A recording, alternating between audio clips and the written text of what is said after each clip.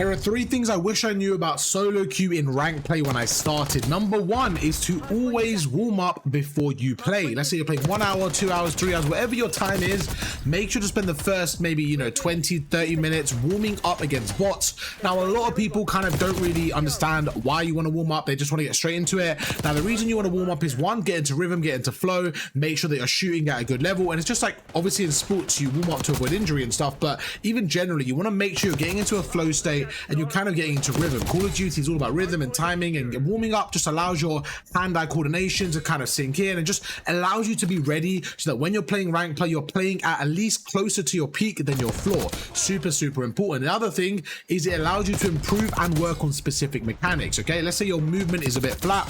Warming up gives you time to practice the buttons. At the end of the day, it's all about buttons, right? It's all about the mechanics that you're trying to do, and you're basically trying to get from your brain to your hand to your controller as quick as possible.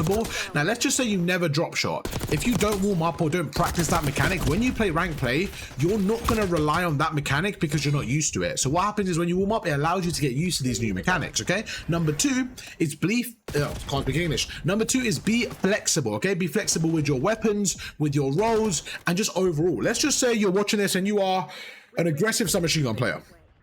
You might play map number 1 and drop 50 kills and the game felt perfect. You went through and everything felt perfect. Game number 2, you feel like you're still shooting well, but you're just doing enough and you just can't get the win. Now, the reason may be because your team, again, you're playing solo queue, right? Your team are going to constantly adapt. Your team are going to constantly change. So you need to adapt. If you're not going to adapt, what's going to happen is you may have a team of 3 submachine gun players. If you're going to just fill in and do what you want to do, you now have no balance. Even if you guys are playing well, your overall team balance is going to be off, okay? Some games you might want more objective time. Some games you want to do this. Don't do what you want to do what your team requires you to do. That's one of my biggest tips to improving as a solo queue player, because you're the only consistent variable. You're not going to be able to control your teammates, so you want to make sure you're always filling in the gaps and being annoying and just making sure you're being the best asset to your team. Tip number 3.